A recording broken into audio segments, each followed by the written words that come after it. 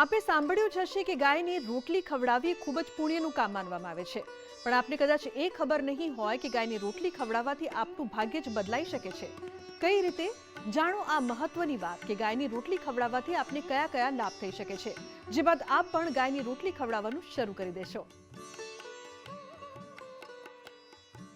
એવી ધાર્મિક માન્યતા છે કે ગાયને ખવડાવવામાં આવેલી કોઈ પણ વસ્તુ સીધી દેવી દેવતાઓ સુધી પહોંચે છે, તેથી પ્રથમ રોટલી ગાય માટે કાઢવામાં આવે છે।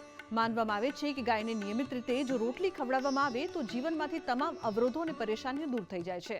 ભારતીય સંસ્કૃતિમાં ગાયને માતાનો દરજ્જો આપવામાં આવ્યો છે અને એમની પૂજાનું વિધાન વર્ષોથી ચાલી રહ્યું છે।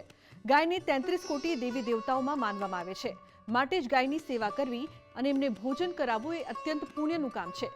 શાસ્ત્રો અનુસાર ગાયની રોટલી ખવડાવવાથી વ્યક્તિના જીવનથી દરેક દુઃખ દૂર થઈ જાય છે અને સુખ સમૃદ્ધિનું આગમન થાય છે।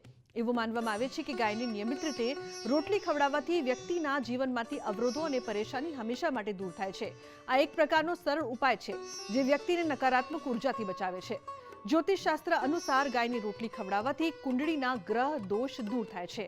ખાસ કરીને રવિવારે ગાયને ઘી ભરેલી રોટલી ખવડાવવાથી સૂર્યગ્રહ બળવાન બને છે।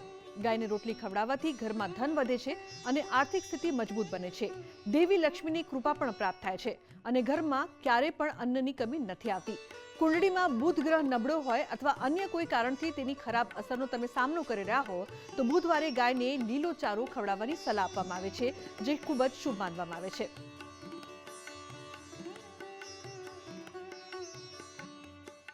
ગાવો વિશ્વસ્ય માતરઃ। ગાય આખા વિશ્વની માતા છે। 3 પ્રકારના પાપ છે, કાયિક, વાચિક અને માનસિક।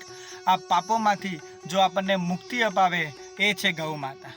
એટલે હું અને તમે નિત્ય સૌથી પહેલાં રોટલી આપણે ગાય માતાને અર્પણ કરીએ છીએ અને ગૌ માતા એ રોટલી ખાઈ અને આપણને આશીર્વાદ આપે છે, જેના થકી મારું અને તમારું શ્રેષ્ઠ ફળ પ્રાપ્ત થાય છે। ગૌ માતાને ગોળ મિક્સ કરી અને રોટલી આપી શકાય।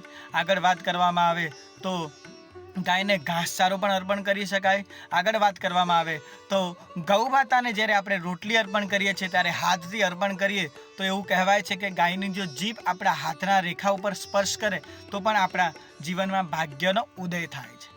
આગળ વાત કરવામાં આવે તો કોઈ પણ યજ્ઞ કાર્ય હોય, કોઈ પણ કાર્ય હોય તો સૌથી પહેલાં પ્રાયશ્ચિત પૂજા હોય અને પ્રાયશ્ચિતમાં ગૌ માતાનું ભક્તિનો મહિમા, ગૌ માતાને દાનનો મહિમા આપણને વિશેષ કરીને સનાતન સંસ્કૃતિમાં વર્ણન કરેલો છે।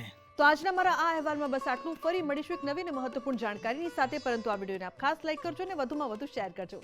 નમસ્કાર।